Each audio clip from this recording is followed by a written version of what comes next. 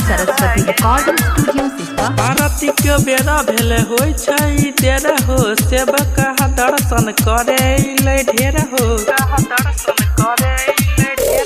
आरती के बेरा भेले होय छै देर हो, सेवक दर्शन करे ले ढेर। लाल की किरनिया के अजोर होय गेलै, लाल की किरनिया के अजोर होय गेलै।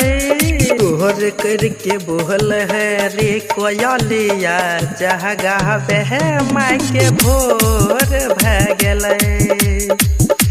सोहर करके बोल है रे कोयलिया, जगा बह माय के भोर भ गेलै।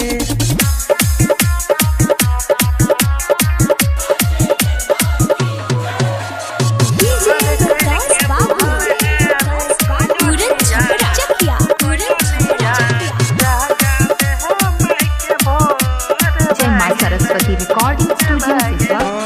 पूजा के थाली लेके सबे छै खार रे, दे दी संदेशवा माई के यार जी छौ हमार रे। पूजा के थाली लेके सबे छै खार रे, दे दी संदेशवा माई के यार जी छौ हमार रे। हलह के माह के जय कह रहा चारोर भ गेलै, हलह के माह के जय कह रहा चारोर भ गेलै। करके बोल है रे कोयलिया, जगा बह माय के भोर भ गेलै। सोहर करके बोल है रे कोयलिया, जगा बह माय के भोर भ गेलै।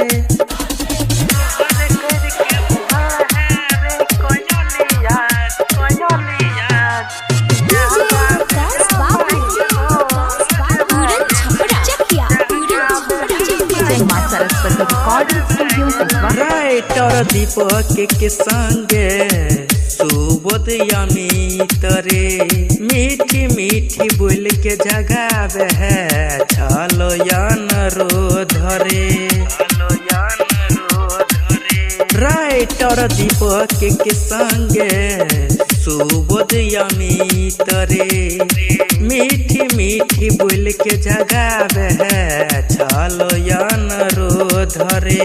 गावे संगम सुमित गीत बेजोर भ गेलै, गावे संगम सुमित गीत बेजोर भ गेलै। तोहर करके बोल है रे कोयलिया, जगा बह माय के भोर भ गेलै।